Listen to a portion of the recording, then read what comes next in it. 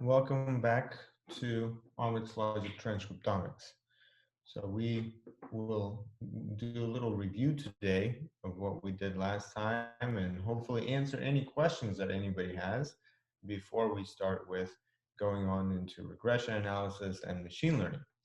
So again, this is a program that is intended to help you both see the applications of RNA-seq, give you some logic of the analysis, and also introduce you to some practical methods that you can take for both processing and downstream analysis. So let's just go over the schedule. We are now talking about how to analyze the table of expression. And so one of the ways that we talked about analysis of table of expression is talking about differential gene expression and statistical analysis. And so when we talk about statistical analysis, there are several important things to remember.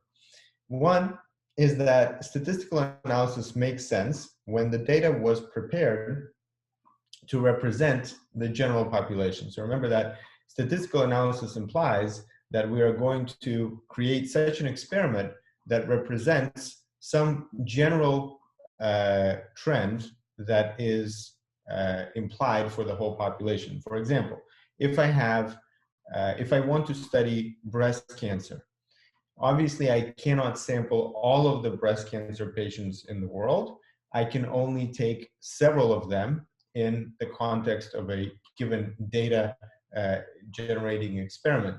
But I still want to extrapolate what I find on the general population and say something about the conditions that I have compared.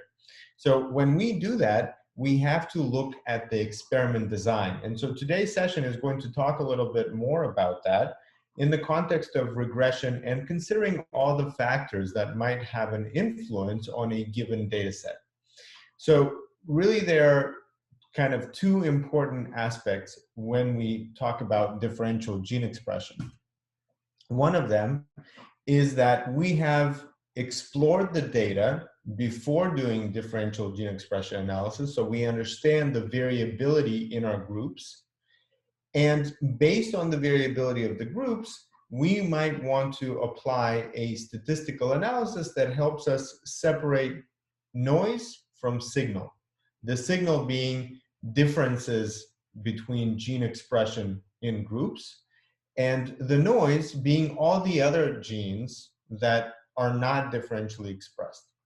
So last time or Dr. Harpreet covered a little bit about hypothesis testing. If you remember William Gossett, his approach was to develop a statistical analysis for small samples. So small samples are, the ability to sample on random some kind of a big population and then make assumptions about the bigger population, because he had to deal with fields of barley. And so when he wanted to sample them, he didn't want to sample too much. So in our case, that's one of the things that we want to do. The other consideration is, so one consideration is to do exploratory analysis, understand variability in the groups so that we can appropriately do the statistical analysis. The second part of it has to do with false discovery rate. And so false discovery rate has to do with the fact that we have so many observations per sample. So when we talk about thousands or tens of thousands of genes, we are assuming that even if we do everything correctly, we still will end up with some false positives and false negatives that could be expected. And because of that, we apply this statistical approach for false discovery rate. And false discovery rate helps us account for this, this issue. So before we move on with factor regression, analysis regression in general, and speaking about how to investigate some of the more complex patterns found in gene expression analysis, I wanted to ask, how many of you have already had the chance to complete Transcriptomics 1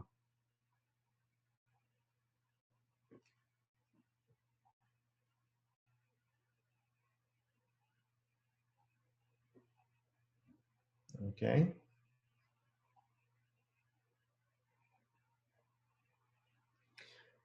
Did any of you that have completed Transcriptomics 1 have any unanswered questions about Transcriptomics 1 and what it was talking about?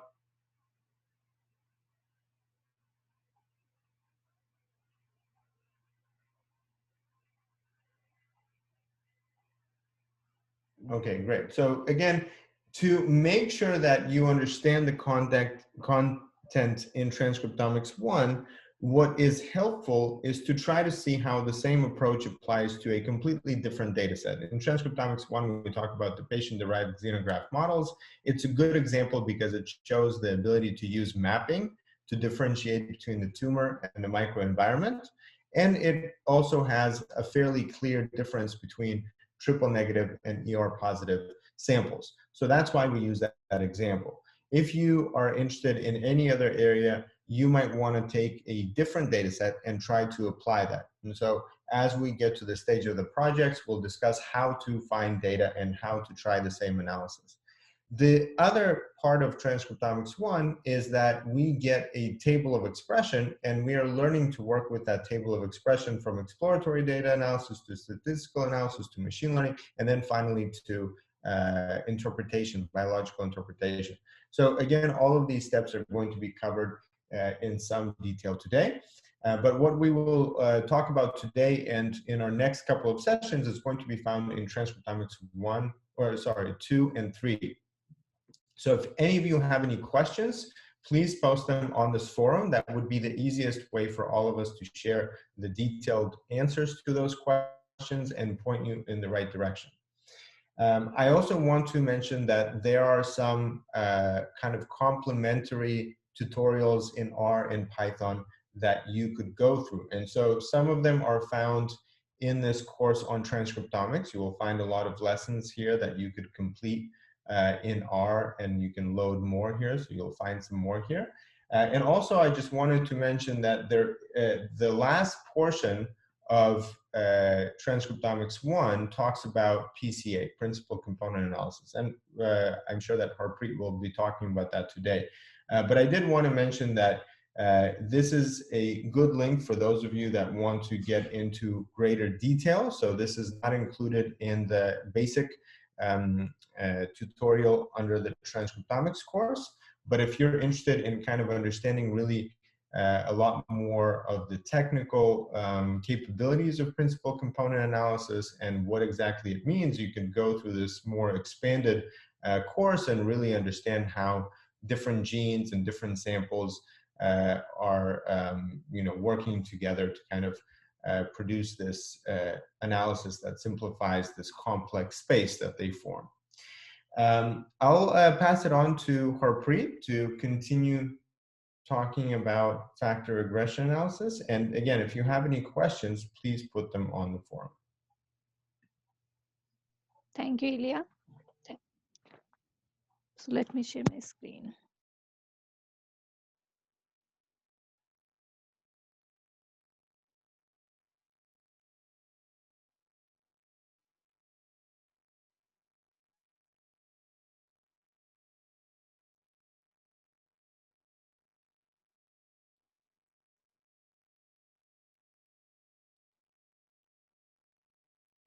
So before heading into today's session, so let me ask few questions regarding our last session so that we understand how much you learned during the last session.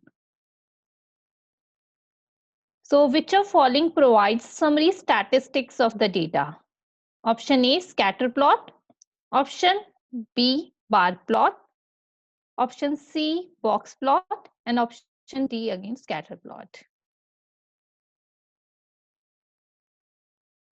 So just post your questions in the chat box.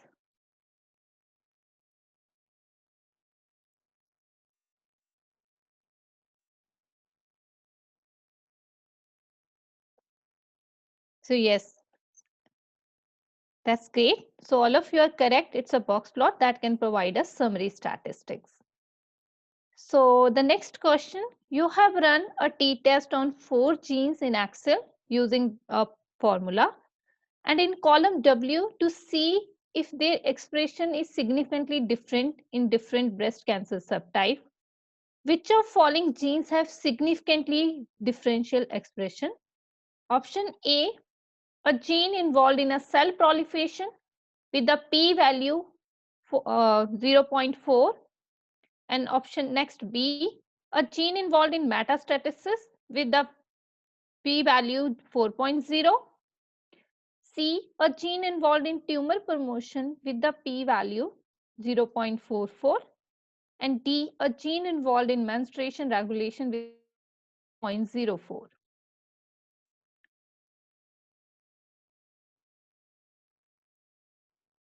Excellent. So all of you are correct. That is option D, that is p-value less than 0.04. So in general, researchers don't use t-test in RNA-seq research. Which of following is the reason for this? Option a t-test can be applied on a data having normal distribution. B, a t-test can be applied on RNA-seq data that have read count values. C, t-tests are not suitable for hypothesis-free research. That is a common approach in whole transcriptome RNA-seq. And D, t-test can only be used for categorical data.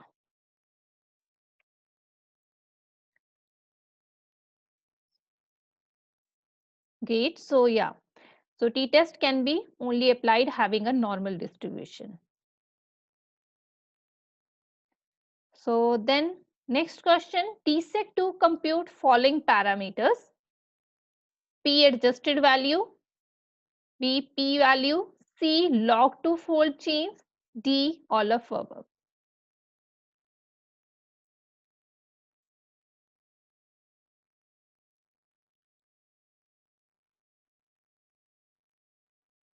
So Dahlia and Marek. So yes, you are absolutely correct. So answer is D, that during t-sec we can compute it can compute all three parameters. So now let's begin with today's session.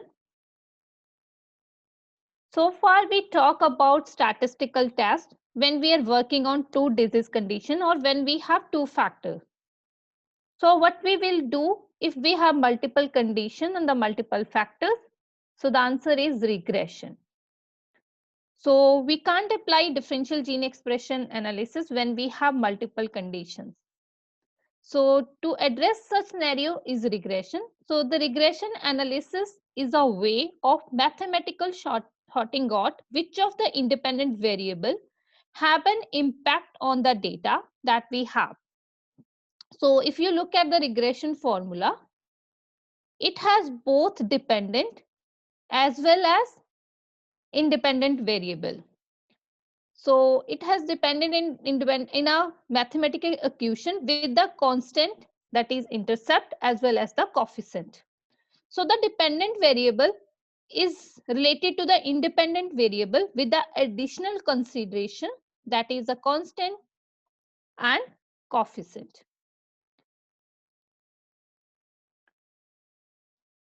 So let's understand a simple problem that is where we can apply a regression. So let's say we have collected data on eye color, age, gender, and height and the weight of the people. So we hypothesize that some of the variables here are related while some are not. So we also think there are the exception to this rule, as age and height or weight might be related, but it might not be always true with the gender.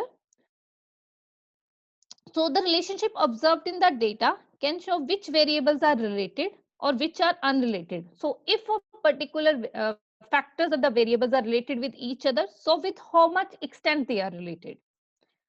So such a relationship can be a positive relationship, negative, linear, or non-linear relationship.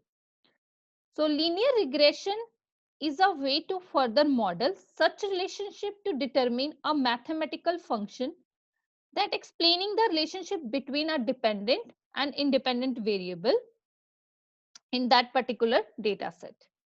So if there is if there is a relationship, such function is predictive and will inform us how the dependent variable will change if we change the independent variable. So the goal of the regression analysis to find the right coefficient of this formula and minimize the predictive errors based on the data that we would have. So one of the method that applies this regression statistics is factor regression analysis. So factor regression analysis, when we have a multiple groups or the multiple factors, then we want to analyze all those factors in a particular study. For example, here in this example, we have two types of samples mainly, that is ER positive and triple negative. But these ER positive and triple negative samples are further have two factors that are associated with, that is mice models. That is, one is athymic mice model, the other is node mice model. So to study such complex relationship, and if we want to analyze only cancer subtypes, but we want to remove the factors that are associated with this mouse model subtypes, so the factor regression analysis is useful in such a scenario.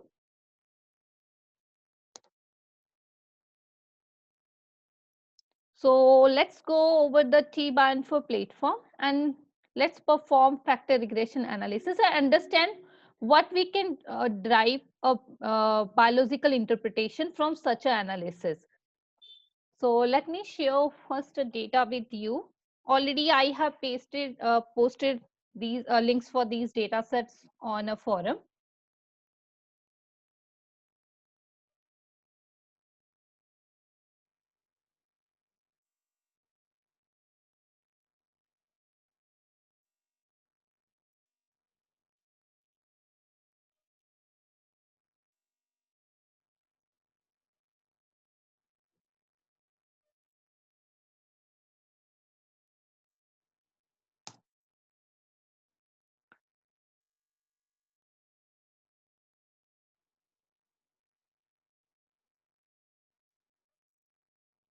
So before going into the analysis, just let me share what this data contains. If you look at this data, it is already quantile normalized. So it has, initially it has FPKM value. It was last time we have understand how we can perform quantile normalization. So here we have mainly two cancer subtypes, that is ER positive and triple negative. So within this ER positive, then if you look at these samples, so here we have ER with node mice, and then we have ER with athymic mice. Similarly, for the triple negative, here we have node mice and athymic mice. So we have the four mainly here three types of the factors. Main majority two factors, that is where we are dealing with the cancer subtype. Then other is mice subtype, mice model, that is mice subtypes. So how we can perform such a complex analysis? And if you, once you are on this server, just let me know, just type yes if you are on this server.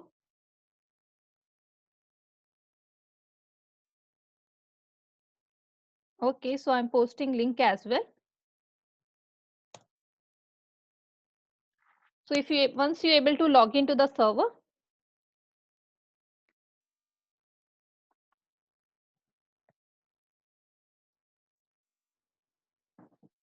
so download that file that I have shared with you.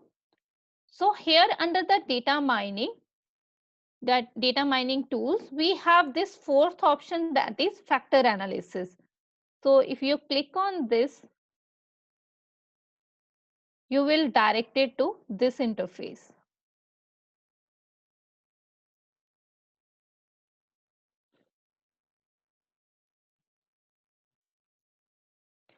So here, before uploading the file, we are starting this analysis, and then we are choosing the factor.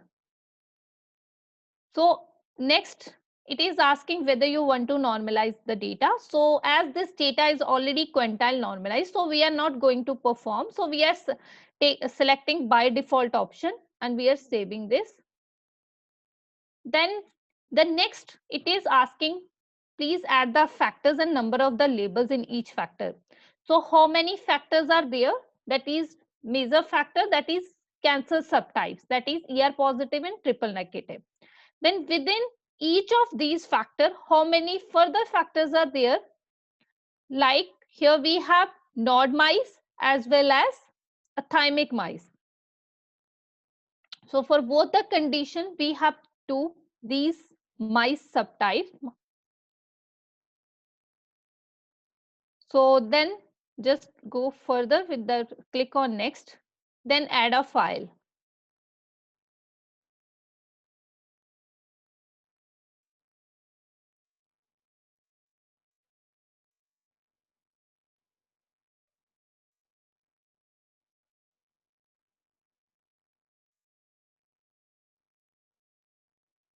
So once we able to upload file, then we get this option that is check.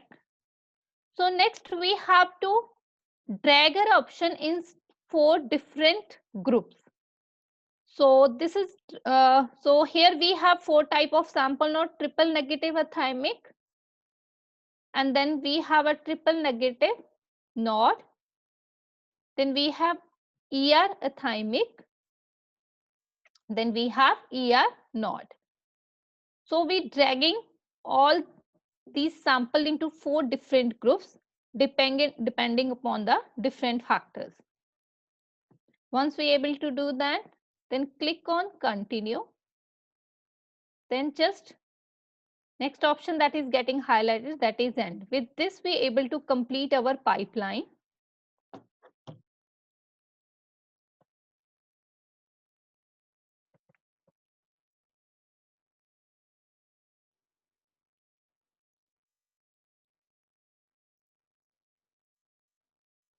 And run this pipeline. So how many of you able to complete your pipeline, this factor regression analysis?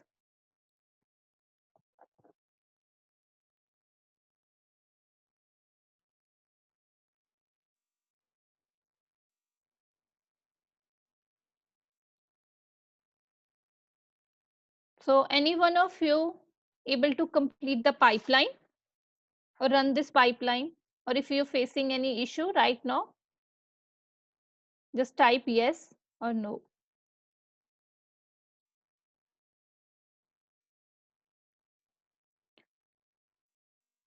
Okay, Francisco.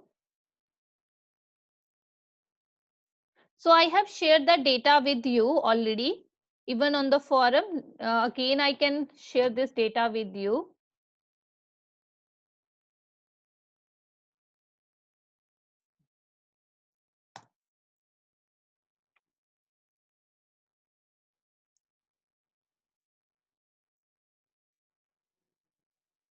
So meanwhile, just I can repeat just and with the start, then click on OK. Then we will go to the factor analysis.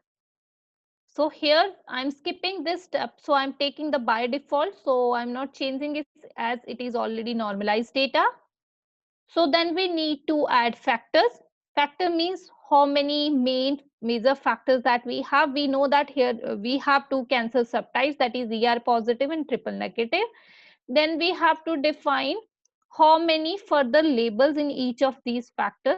As within each cancer subtype, we have 2 mice model, that is a thymic and nod. So we are defining this number 2. Then we go to the next. Then you need to upload your file. So once your file gets uploaded, you will get this option that is check. Then you have to drag your samples in each of these 4 groups. So like here we are dragging these triple negative thymic into the one group, then triple negative nod samples into the another group. Similarly for the ER positive thymic and ER positive nod. So right now I am skipping this, and then we will able to complete this pipeline. So as I have already run my pipeline, so if I go to my pipelines, here my pipeline factor analysis already completed.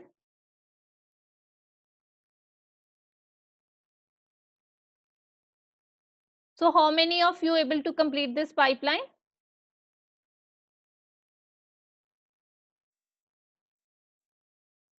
Okay, Mark.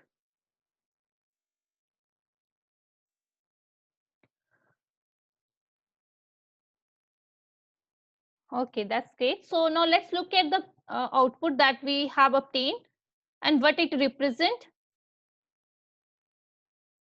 So here, this is the result.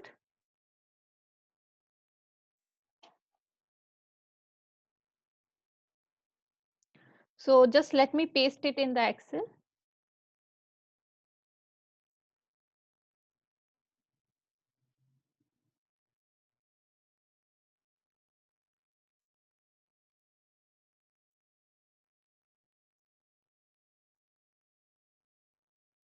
So here the main analysis that you need to consider. So I'm just pasting, highlighting these three columns. Last three columns. So I'm just coloring with different color.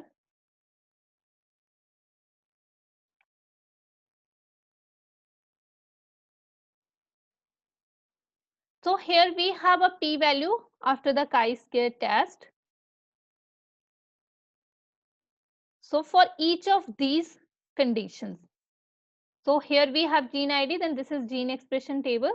So then these three columns, the first column, but it represents A1 and A2. So what was our A1? That is cancer subtype. So this is with the ER positive for nod mice and thymic mice. So it will give you the p-value that is significant differentially express those mice within ER positive within mice models. And then if you look at the second, what it represent, it will represent the p-value for the genes that are significant between B1 and B2. What was our V1 and B2? That is mice subtypes within triple negative group. So then if you want look at this last column, what it represent? V1, B2 versus A1, A2. So it represents the genes having the p value for the genes that are significantly differentially expressed between cancer subtypes. So it is ER positive and triple negative. So first of all, let's add a filter here. And if you are interested to find out the genes that are only significant differentially expressed in the mice subtype, but those genes, cancer subtype, but those genes should not be significant differentially expressed in the mice subtype. So what you can do, first let's sort these values based on smallest to lowest value. So if you look at the first gene here, this gene p-value for this is not significant in both mice subtype, in both the cancer condition, but it is observed as significant within only cancer subtypes. So this is how you can filter out the genes, and those are significantly differentially expressed in a particular condition, but that should not be in other factors.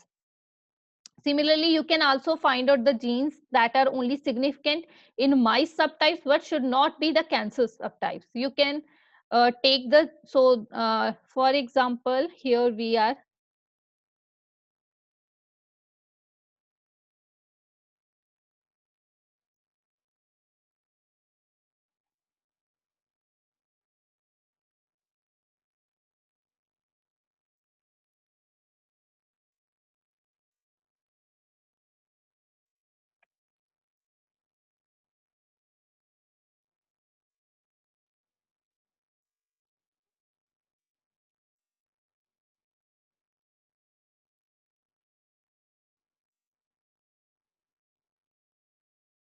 So for example, this particular gene, so this gene is found to be significant differentially expressed within the mice subtype, but not the cancer subtype. So this is how you can uh, derive a meaning, biological meaning from factor regression analysis. Is it clear to everyone? So that we can proceed further.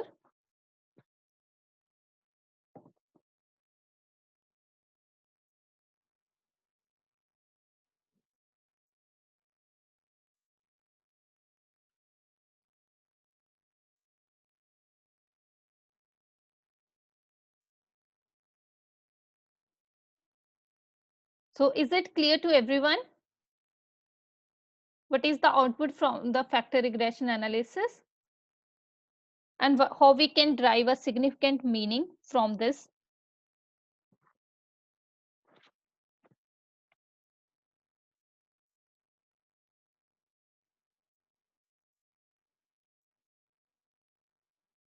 So you can explore it yourself. Now let's move ahead.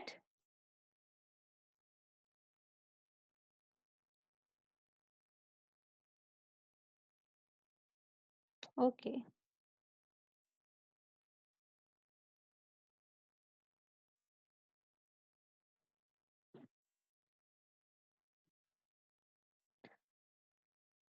So this is what it represents: factor A, factor B, and factor A and B conditions.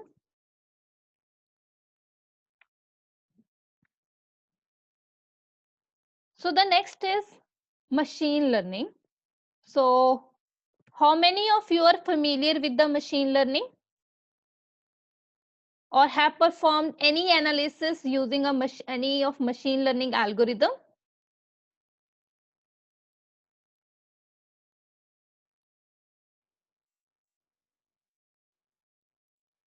So Kripa, Malik.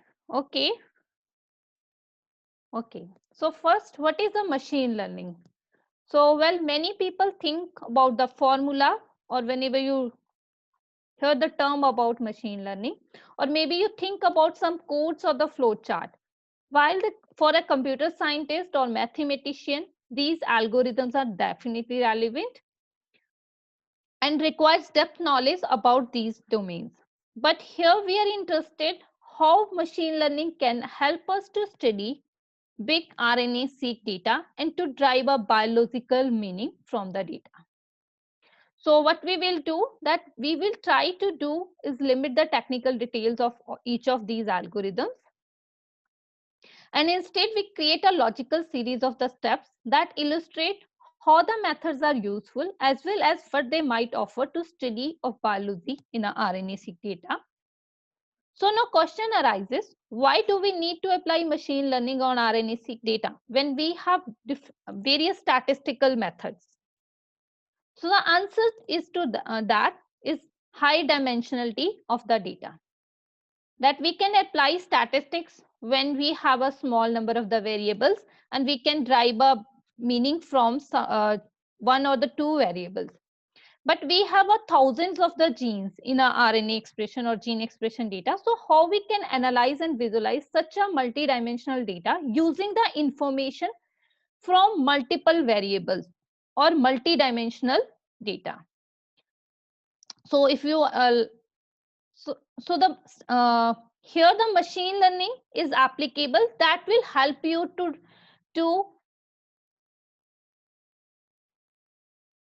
analyze and to combine the information from all those multiple variables. So what are different types of machine learning methods? So main categories: unsupervised and the supervised machine learning. Now let's understand these one by one. So in case of the unsupervised machine learning, it focuses on the detection of the pattern in a unlabeled data. So the unlabeled data means we do not have information regarding the class or the group of the samples. So what could be the class? So that is like categorical information, like it could be a cancer subtypes as we are talking about in this particular data, ER positive and the triple negative. So those are the classes or the labels. So it can be also like cancer or the normal condition. So these are the labels. So in the unsupervised machine learning, the main idea is to apply techniques that are automated and rely on various assumptions about the data to learn about the pattern within data. While in case of the supervised machine learning, so these methods mainly rely on the availability of the training data that has already have labeled or the classes. So the supervised machine learning algorithm learn the information from the training data and then will able to apply this learned or supervised knowledge to analyze to predict the labels of a new unknown or test data. So what are the major applications of machine learning in the biomedical data? So for the clinical, already machine learning is applied in the various purposes in the clinical applications, like it is used for the patient stratification, like high risk and the low risk patients. Then it is also used for the disease diagnosis and the or disease classification. Then it is also used to identify a potential responder to the therapy, that is used for the application in the predictive biomarker detection. Then it is also, machine learning is used to understand the mechanism of the disease and the disease progression. So beside, in the pharmaceutical and biotech industry, machine learning have lot of application to discover biomarker discovery. Then it is also currently used for the detection of the toxicity and in vitro stage experiments. Then it is also used to analyze the molecular mechanism of drug action or the drug discovery. And even the machine learning is also applicable when we are using to identify drug repurposing or drug repositioning. So these are some of the fields that we have listed here. So now let's get an overview of unsupervised machine learning and understand it in a better way. So here we have take a simple example. We have a data set which have different shapes, like it could be a sphere, it could be a pentagon, it could be a circle. So then to understand the content of the source, what we can do, a machine learning, unsupervised machine learning algorithm learn the patterns within the data, and then it try to make a cluster based on the similarity between the data points. For example, here, so any unsupervised machine algorithm can make a group or the cluster based on the similarity that it understands from the pattern within data. Here we have three kind of groups. It is like we have a one group with circles, having a shapes with the circle, and then we have another group with the pentagons. Then we have a third group, we have squares. So instead of the shapes in the gene expression data, we could have a different types of the samples. So what are the different algorithms that are used for the unsupervised machine learning? So some are the listed here. We have some clustering methods like hierarchical clustering or k-mean clustering. Then we have another important algorithm, that is principal component analysis. This principal component analysis is also known as dimensionality reduction method or feature extraction method. So before going in these algorithms, so first of all, understand what is dimensionality reduction. So what does mean by dimensionality? That if we look at our gene expression table, we have thousands of the rows that means genes, and several columns, or we call it objects, and these or we call them samples. So if we take first two genes and 8 samples, we can visualize the samples in a two-dimensional space based on the two genes. So here genes are the dimensions, that is x-axis and y-axis. Then we have these samples are represented here in the form of these dots. So to study how gene expression can be used to measure the variability between the samples, we can use a dimensionality reduction technique that is often used for RNA-seq. So one of dimensionality reduction method is principal component analysis or PCA. So this method helps us to visualize the multi-dimensional data into the scatter plot and see what a gene expression pattern can show. So now if we add another gene, for example, gene 3 here, so we can still view in the three-dimensional space, but we have like thousands of the genes. So how we can visualize the sample using the information from all those multi-variables or multi-dimensionals? So here multi-dimensional space could be the r power to the n, that is how many genes are there.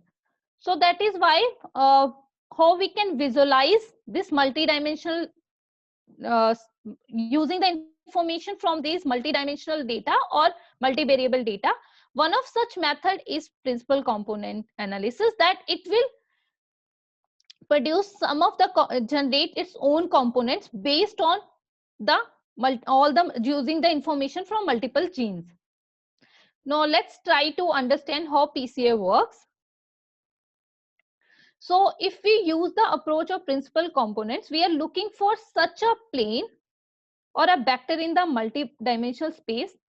We cannot see that explain variance in our data in a best possible way. So here we have a data with the low variance and we have a data with the high variance. However, this variance is not explained well by x-axis or the y-axis, but you could draw a line like here in the original space that shows the maximum variance in the data. So this vector through the multidimensional space that maximizes the variance of the data is called principal components. So just like with the previous example, here we can add in these components like PC1 and PC2. So a main point to remember in the PCA, always the first component like PC1 represents the maximum variance while followed by the subsequent components. So this principal component analysis is specifically useful or helpful at the initial stages of our any analysis to find out the patterns within the data. So we have already talked about about PCA. So now let's go over T-bind for platform and let's see how this PCA works and what information that you can obtain by running a PCA.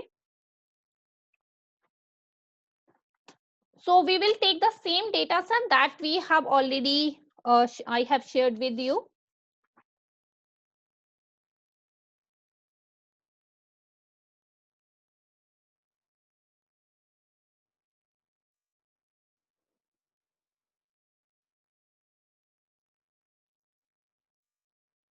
So again, undergo the area of analysis.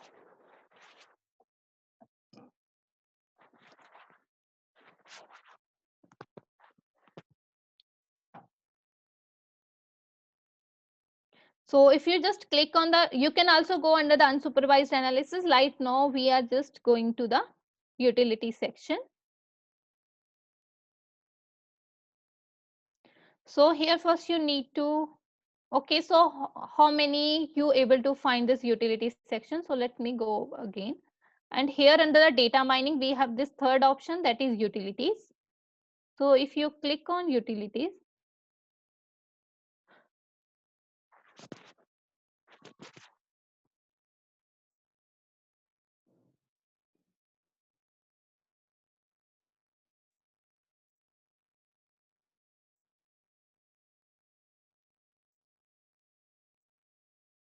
so just upload your file.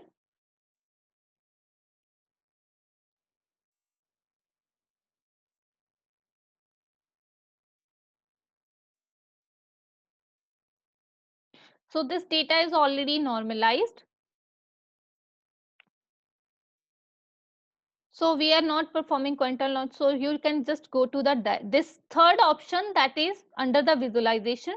You can also run PCR library. And right now, because first of all, we would like to see how we can produce a scatter plot in the Excel. So we are just taking the first this PCA.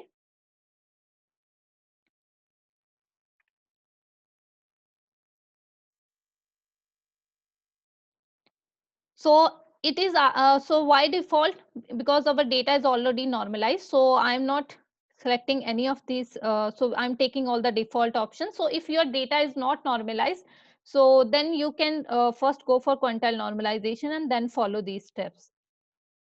So if save it and then end the pipeline.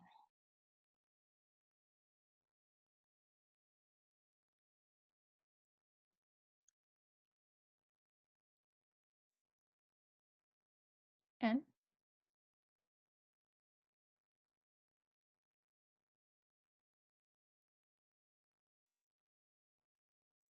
so how many of you are able to run this pipeline?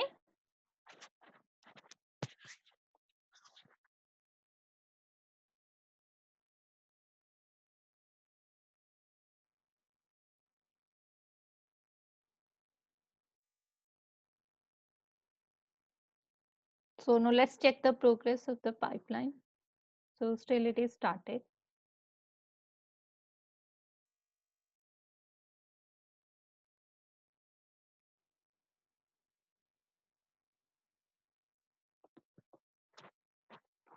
So how many of you are able to run this pipeline?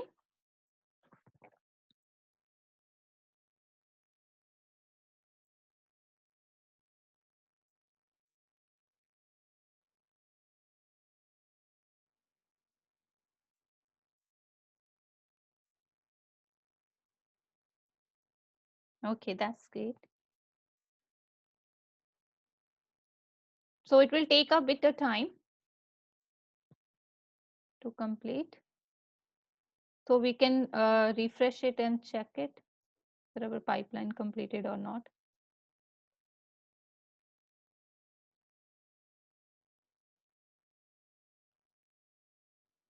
Unable to get the bottom of the screen to give. Okay. So what you can do, I think you can minimize, or you can do a command plus minus sign. So you can, if you can minimize your screen.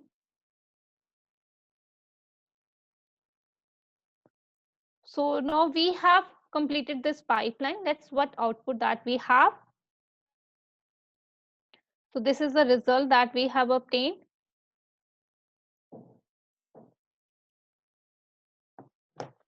So let me paste these results in the Excel.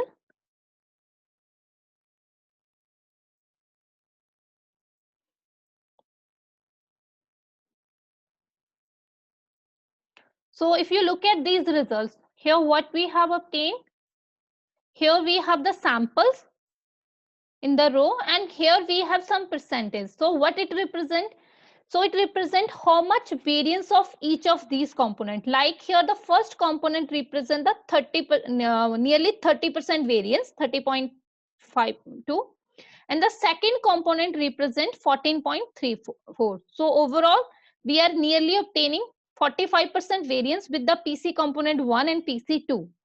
So now how we can visualize our data, and how based on these first two components. So if you select these two and go to the insert and draw a scatter plot, so we will get something like this, and I can remove this.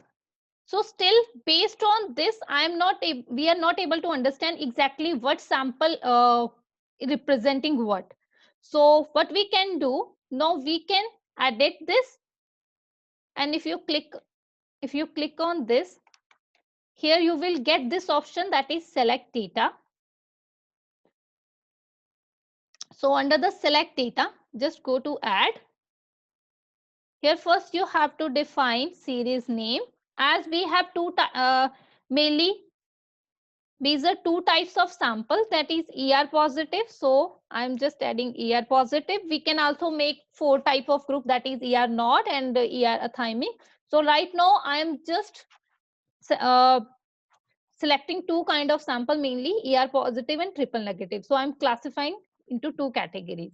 So here what is our x-axis? So that is PC component 1. So for ER positive, this is our x-axis, that is belong to the ER samples. Then what is our y-axis? That is PC component 2, that correspond to the ER samples.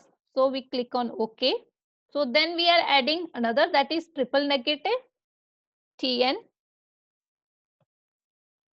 Then what is our series axis? That is PC component values that belongs to the triple negative values. Then we have y-axis, that is PC component 2 that correspond to the triple negative. So now we can remove this whole series and just click on remove. So now we have two types of samples, and we can visualize its pattern based on the principal components. Like here we can clearly visible the ER positive samples are clustered here, while triple negative samples based on these two components are clustered here. So they are get separated. Beside, if you look at this scatter plot, this particular sample that belongs to a triple negative looks like a outlier. So from then we can also provide the x-axis name and y-axis name. What is our x-axis and y-axis? So just go to the layout and then axis titles. That is PC component 1, and that represent 30.52% variance. Then we can also vertical axis that represent PC component 2, and it give 14.34 variance in the data. So then you can also give a title. So this is for the whenever you got any data. So the first analysis, if you have already normalized data, so first you should go to understand what are the different patterns within your data. You must go to and visualize your data using PCA components. So this is one of the first approach whenever we want to do any analysis and to understand what are different pattern within the data. So we used to perform principal component analysis. So how many of you able to plot this scatter plot based on PCA components?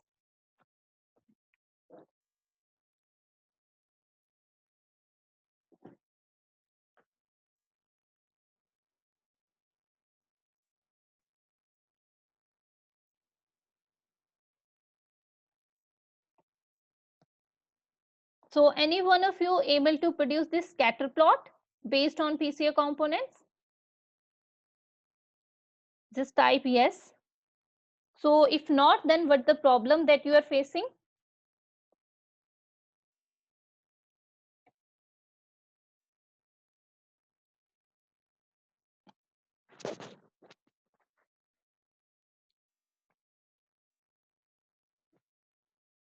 Okay, that's great.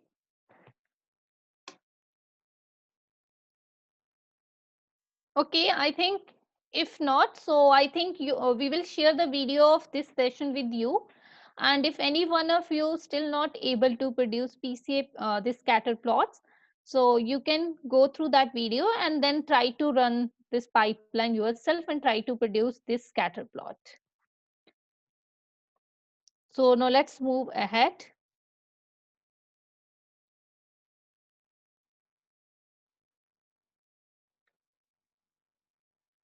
So here the main output here, like we have here this, and then we can visualize our data based on the principal component. So if you have any question till now, so you can post your question in the chat box and we will try to address. So apart from Marek, who is able to produce this scatter plot with the PCA components?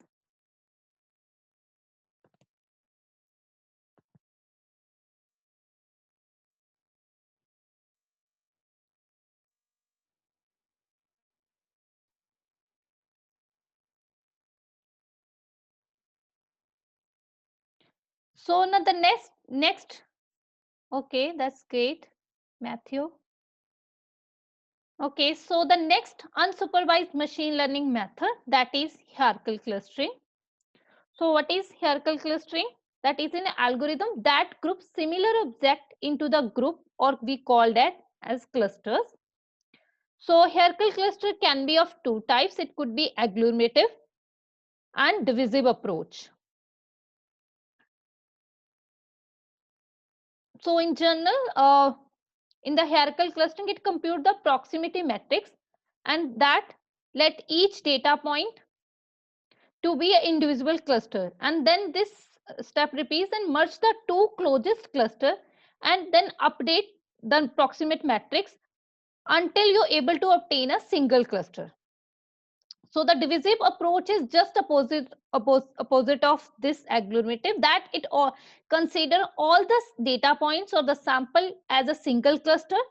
Then with each iteration, it try to divide each of these data point into the different cluster until each of the data point act as a single cluster. So the output of dendrogram, hierarchical clustering is dendrogram. So usually what it represent here at the bottom, you will get each of these samples as individual cluster, but at the top you will get the number of the minimum number of the clusters. So then depending upon the how these samples are getting clustered, you will understand what kind of classes and the categories are there. So you can understand the patterns within your data. So now let's perform hierarchical clustering, the data that we have already have, and let's see what kind of information that we will can obtain after running the hierarchical clustering.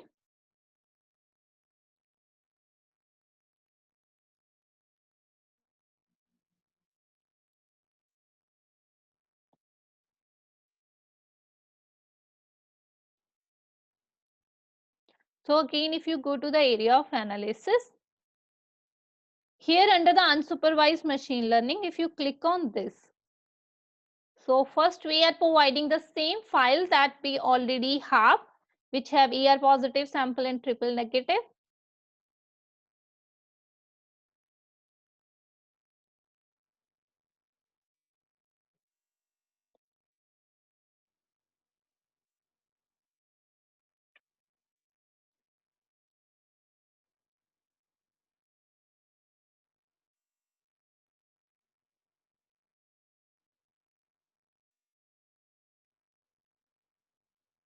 So then we go to the, if you click then start.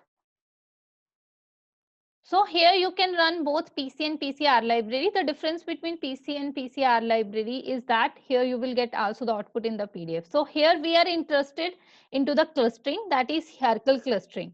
So we are just using this hclust option. So how many of you are there on the server and able to start your pipeline so that we can proceed further? And I just come to know that you are with me.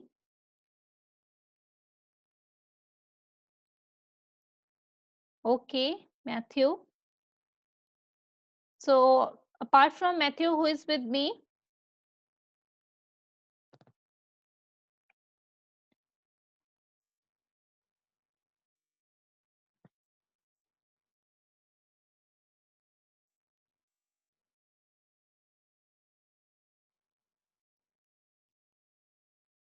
Okay.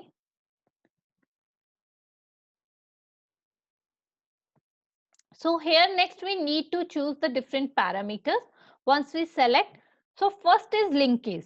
So what linkage indicate that which approach to be used when we calculating the possible distance between the data points or the samples. So this linkage can be of multiple methods. There are multiple methods. It could be single, complete.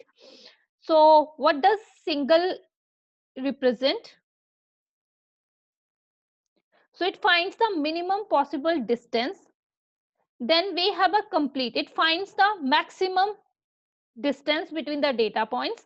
And then the average or the mean, it represents the average distance.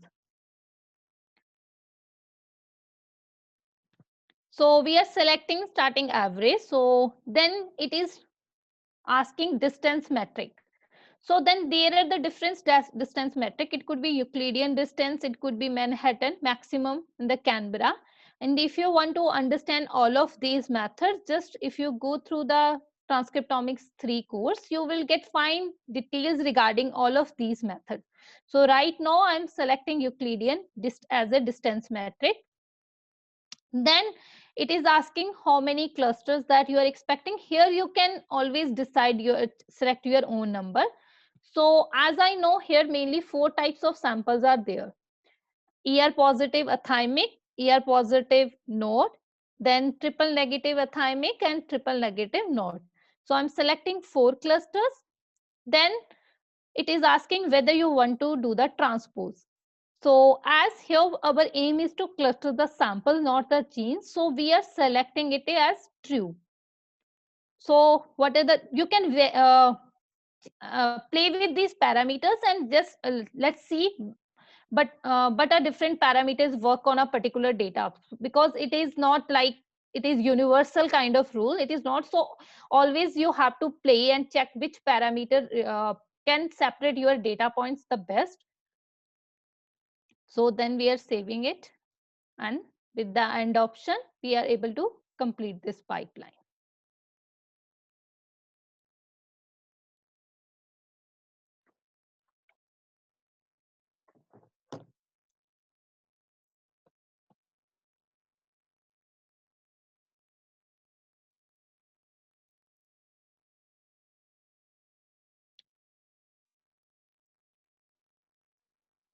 So again, it will take 2-3 minutes to complete this pipeline. So how many of you able to complete hierarchical clustering pipeline?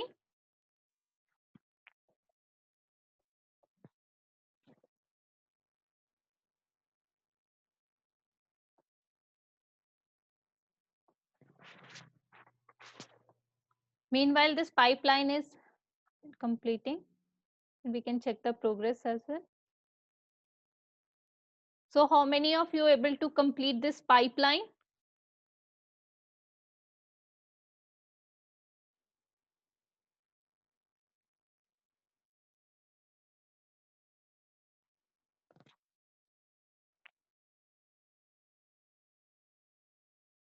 Okay.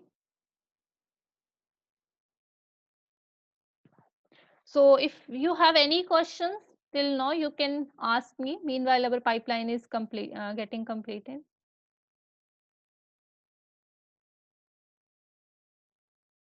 Okay, so here this pipeline get completed.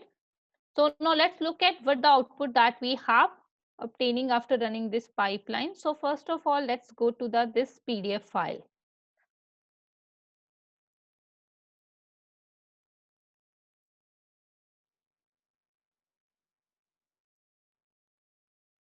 So if you look at this dendrogram, so here we have like this triple negative samples are getting clustered together, which is not. Then athymic ER positive samples are getting clustered together. Then we have this ER positive with the node sample, which is getting clustered in between triple negative node and ER. And then here, if you look at, we have triple negative athymic. Then this particular ER positive sample is clustered here. So you can look at the pattern based on, here we have taken all the genes. Then you can also select the important genes that can represent your data best, and you can also run this hierarchical clustering based on your principal components. So you can play with it exactly what are important genes or what are important factors that can cluster your samples in a best way, and you able to classify these samples and understand what are different patterns within the data. So this is how a cluster dendrogram will help us to understand exactly how these samples can cluster and how we can differentiate them, what are different patterns are there. So you can understand all those things after having a cluster dendrogram. So then we have another output, that is first, that is only txt label. So let's see what it contains.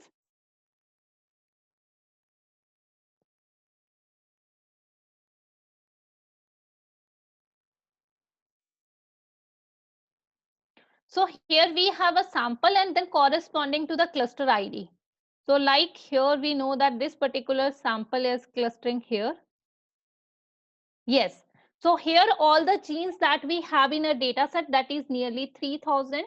So be able to generate clusters based on that. So if you have important genes that once you do any analysis, like you have done differential gene expression analysis, or you have run some supervised machine learning based feature selection method, so then you can also visualize your data based on a selected gene. So here we have consider all the genes that we have in our data. So based on that, the clusters, these clusters obtained. Is it clear to you, Matthew? Okay, that's great. So here we have different cluster, another output where we have cluster ID corresponding to the each of these samples. So you can also play with the parameters, like you want to choose a different linkage method and which represent the best clustering. Then you can also play with the distance metric. So like we here we choose have chosen the that Euclidean. So you can play with that and which represent the best clusters. So you can understand that. So now, so far we run on T-Bind4 platform. So now let's see how we can perform PCA and what's happening, what are the different codes that are working for the PCA. So on OmicsLogic platform. So apart from Mark, anyone who have able to complete this pipeline? Matthew and Mark? Anyone else able to complete this hierarchical clustering pipeline? And then we move over to the OmicsLogic platform. Okay, Dalia, that's great. Francisco.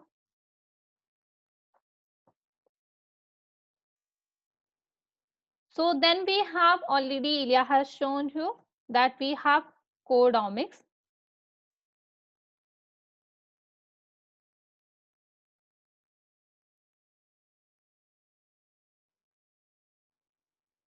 So if you are there, just let me just paste the link.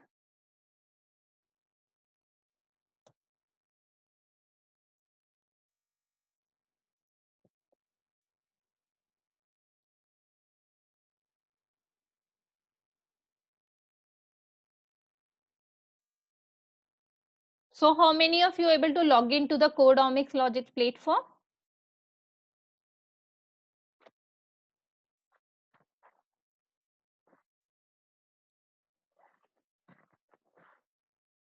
Okay, that's great. So under the Transcriptomics, you can also find that course. So right now, if you're able to access to this introduction to the data science, here we have this third lesson, that is dimensionality reduction, PCA and visualization.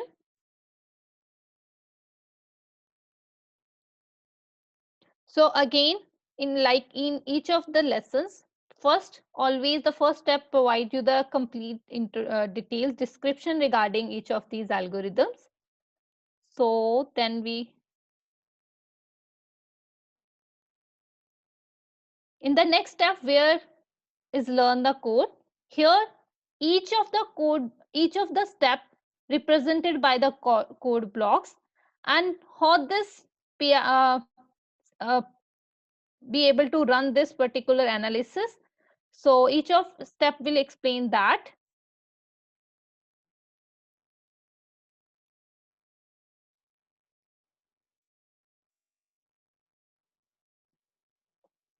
So you can go through each of these steps whenever you have a time. So then here. So I'm taking only the example data set here. We can also run a plot with our own data set. So here, first of all, we have, sorry.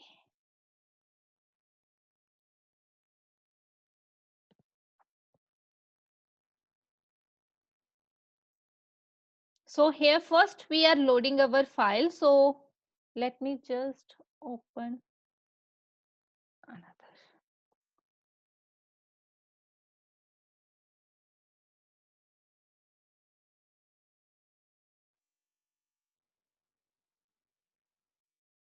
So here if you click on this, first step you are uploading your data, then you are transposing it, then running up with the PRC comp, you are producing PCA components. Then with the plot, we are plotting this. So if you run this, you're able to to produce a plot. Now let's understand each step one by one. So this is how for this particular data that we have we can run a PCA. So let's understand how we can run a PCA.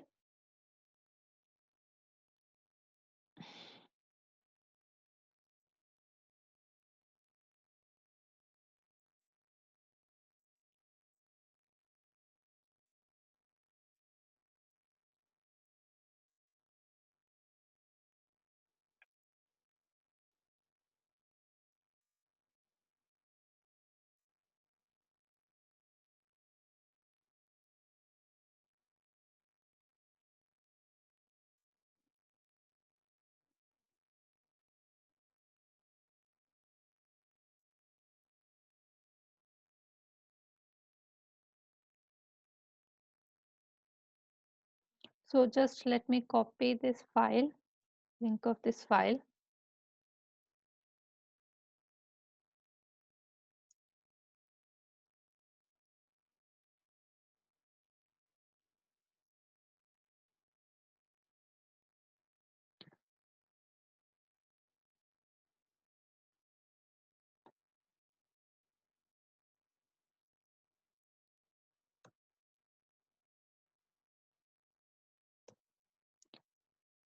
So first, how we can do that? How we in the R, how we read a data? So with the read dot table command,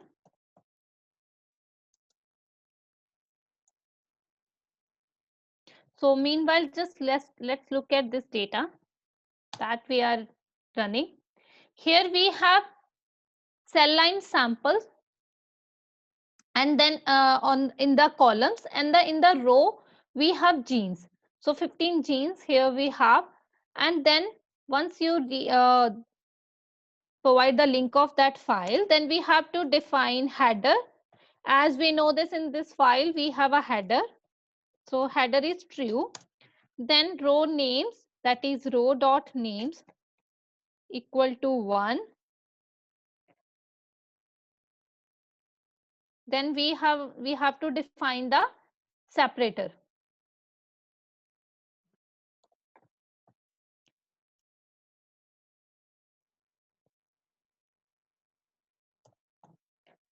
So as in this data, we have columns separated by a tab.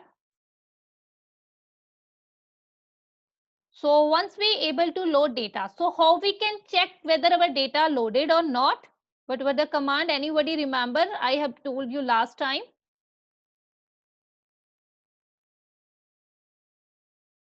Does anybody remember with which command we can check dimensions?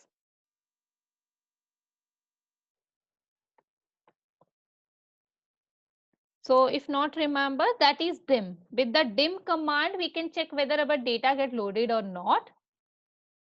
So here, if you look at here, we have 15 rows and 52 columns. So then we have to define it as a matrix. So as dot matrix, we can. So before that, we need to transpose. So tpose df. We are creating another object. We can transpose it with the simple T command. We can transpose it in the R. You have to use simpler. Now we can check whether this data get transposed or not with the simple check the dimension, that is df is equal to df for the T. So if you look at here, now we have 52 rows and 15 columns. So then we can change it as a matrix. So as dot matrix,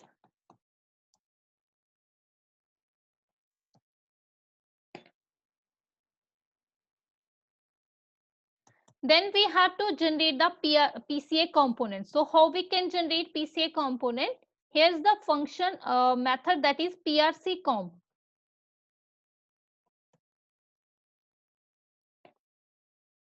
So PCA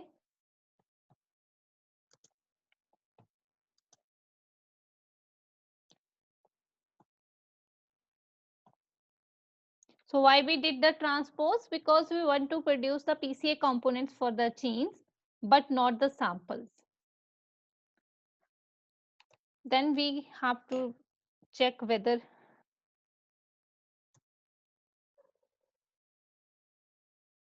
then we need to plot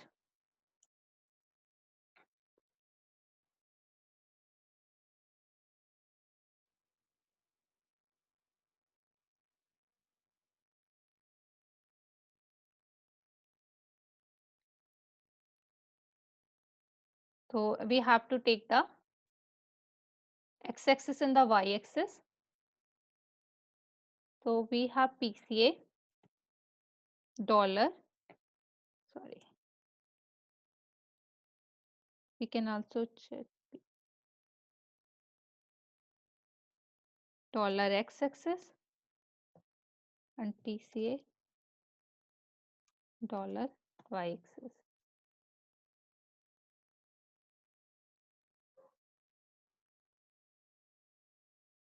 So we able to produce this kind of plot, PC1 versus PC2. But to know what kind of samples they are and how we can colorize it. So first, how many of you, just what we have done, first we read our data, then we have just transpose as we want to compute the PCA components for the genes, but not the samples. We just did df to t, that is we transpose it, and then we convert it into the form of matrix. Then with PRC comp function be able to produce PCA components, and last we have just plotted. So the next is how we can colorize it. So in that case, so any one of you able to produce this PCA plot? Simple PCA plot. Here we don't know which sample belong to which class. Any one of you able to run and understand this, how we can produce a PCA components in the R?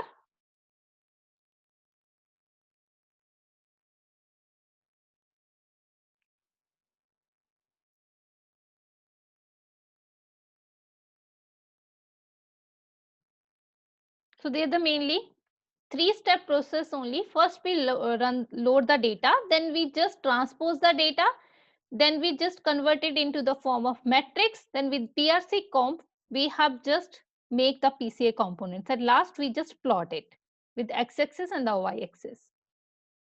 So then if you want to colorize each of these samples, so here our next code, that is we have to define uh, sample belong to which class. So if you look at here, we have already provided a data where we have defined the sample class. So let me just show you and share it with you. So here we have defined the sample belong to which of these class. So if you provide an additional column, that is with the group or defining the class, we can colorize it. So now let me just show you here. So if you run this code, we have done almost the same thing, only we have just used another libraries, that is G45 and cluster. Here we just first generate the PCA components. Then let me just do it. Not, I'm not defining the frame here. I'm just need to define it. Then we have just defined that color should be with the group. So we just define that color should be with the group. And if you look at this plot now, so here you will understand exactly sample belong to which of these class. So for that we have to define or provide already a class name to each of these sample. Is it clear to everyone? So this particular third code, if you look at this, it will provide you detail regarding. So here what we do, we only define, we use this autoplot library and we just define that here we have defined the color based on the group.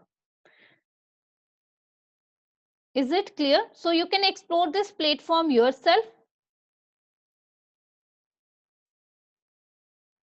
And this OmicsLogic, so that you can understand each of these steps and how we can visualize our data with a different color and how we can run uh, in the but the code that are working for behind it. So is it clear to everyone?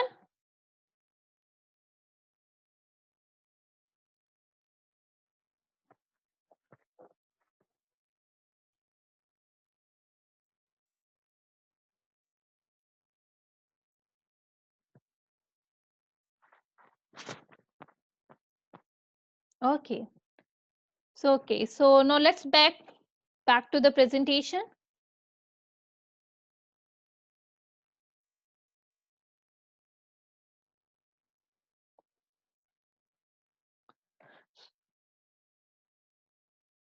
So we already run this hierarchical clustering and understand about its output.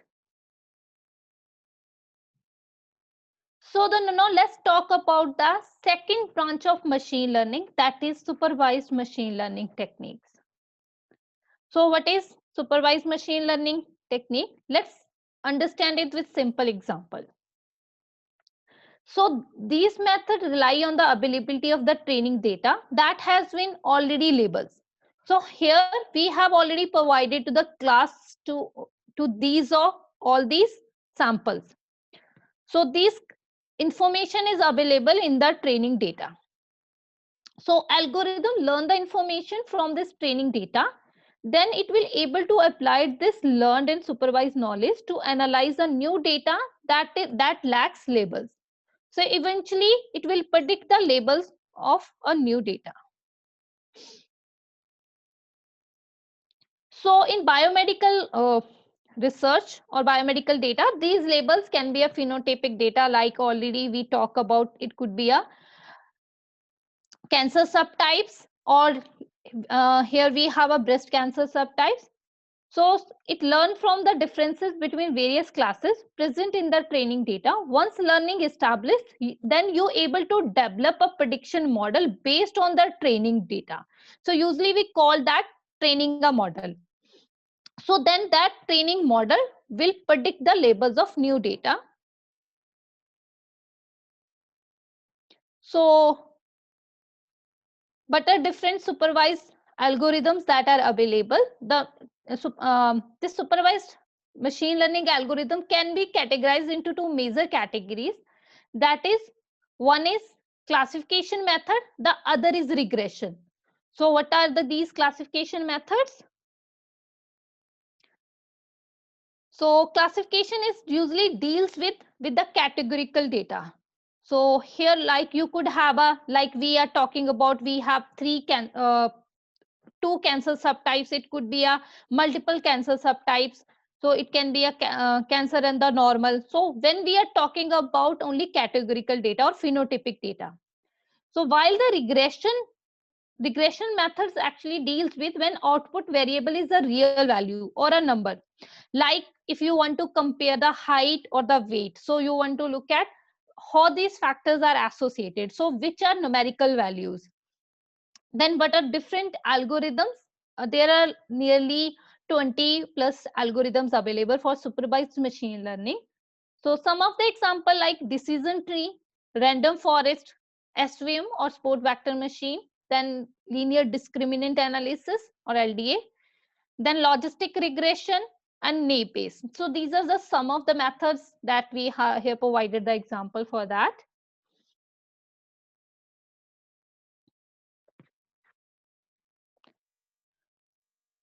So then we have in the supervised machine learning, there are the importance consideration in the data, we should have a training data.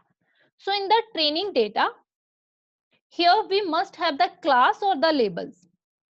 Then another important point to remember whenever you're dealing with the machine learning. So there is some of the terms like features, what it represent.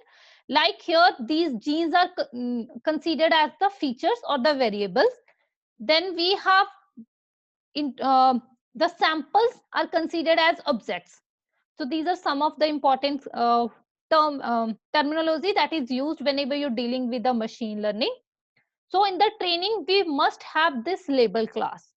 So then based on this class, a machine learning, supervised machine learning, learn or train itself. Then in the test data, we lack this class. So eventually, based on the learning from the training, it will predict the labels or the class of each of these samples. So another important thing, whenever you're dealing with training in the testing data, you must have the same features or the same variables. So it should be like if you are dealing with the 20 significant genes based on which you made the learning regarding each of the class or the label, then exact those 20 features must be present in your test data to predict the label or the class of the test data.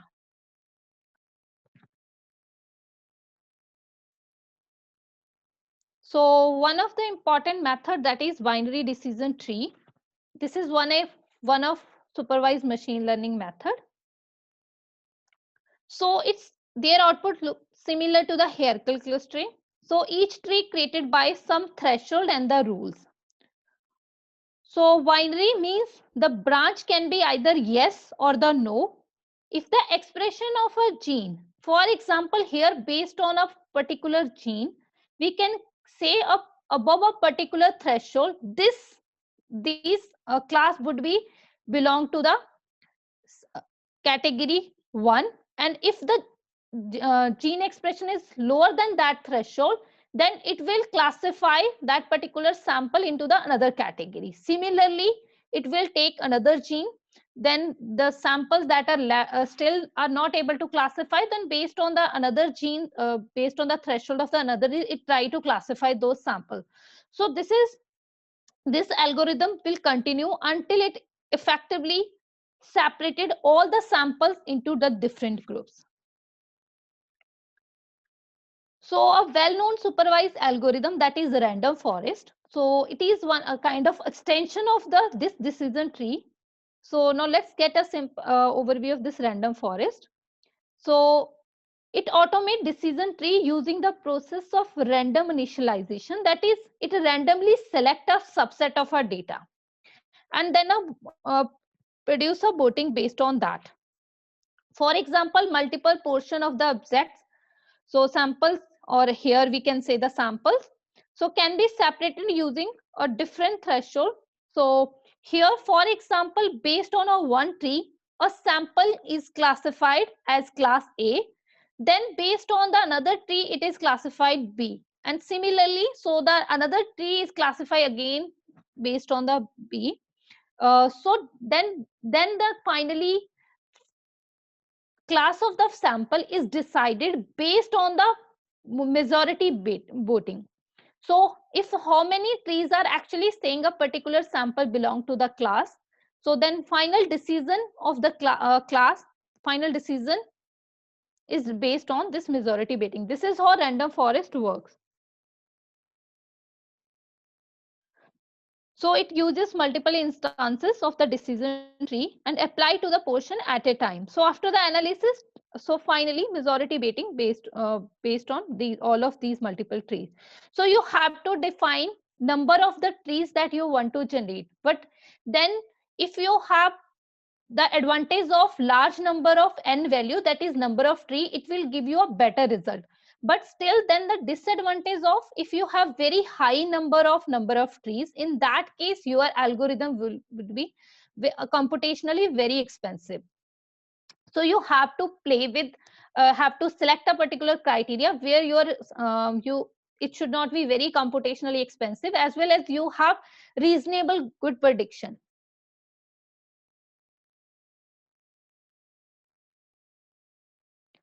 So another important aspect of supervised machine learning is a feature selection. So what is a feature selection? So it is a process of reducing the number of input variables when you're developing a predictive model. So it is, why it is important? So it is important to reduce the number of input variable to both reduce the computational cost of the model as well as sometimes we want to improve the performance of a prediction model. So these feature selection method can be of various types like filter based, wrapper based, intrinsic feature based. So what are these methods? So usually a filter based method, it uses statistically measure to score the correlation or the dependence between the input variable with the class of the samples or the labels of the sample to filter out only relevant genes. Then the another method, that is wrapper based feature selection method. What it does, it creates many models with different subset of input features, then select only those features that result in the best performing model according to the performance matrix. So these methods, although performed quite better, but still the concern associated with the wrapper based feature selection that they are computationally very expensive. Then the third method, that is intrinsic feature selection method. So what are these intrinsic feature selection methods? So usually these are already classification algorithm. So they select the features or rank the features as a part of their model. So there are some of the example of intrinsic feature selection method like random forest and stepwise LDA. So another important thing, the difference between a feature selection and feature extraction. Usually in feature selection, we identify only relevant features that can categorize a particular data set into a specific classes. So there, while in case of the feature extraction, they actually consider all the features together, then try to generate new features based on already by using all the features. So if you have any question till now, we will go to run this supervised machine learning method, that is random forest, in our next session, as today we don't have we are left with any time.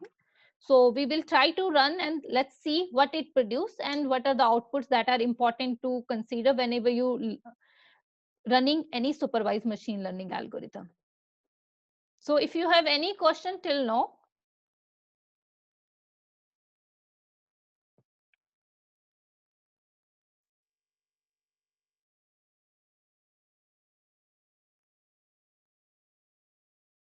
so we are going to demonstrate to you how we can derive a significant meaning from a supervised machine learning algorithms.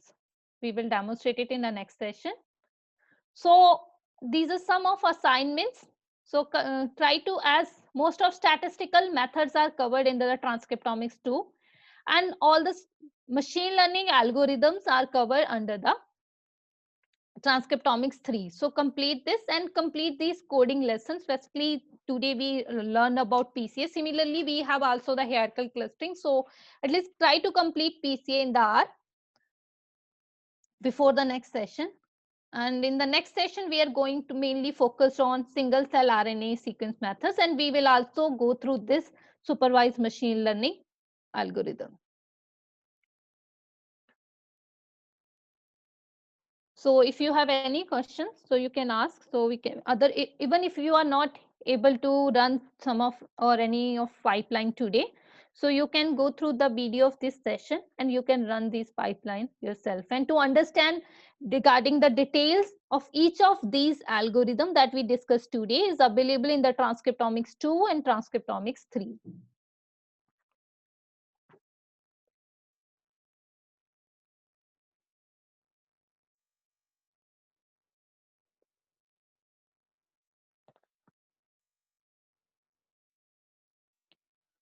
Okay, if you have no questions, so thank you everyone for joining today's session.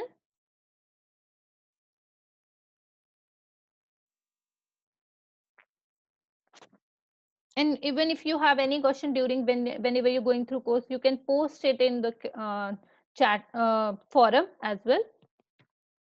So thank you everyone.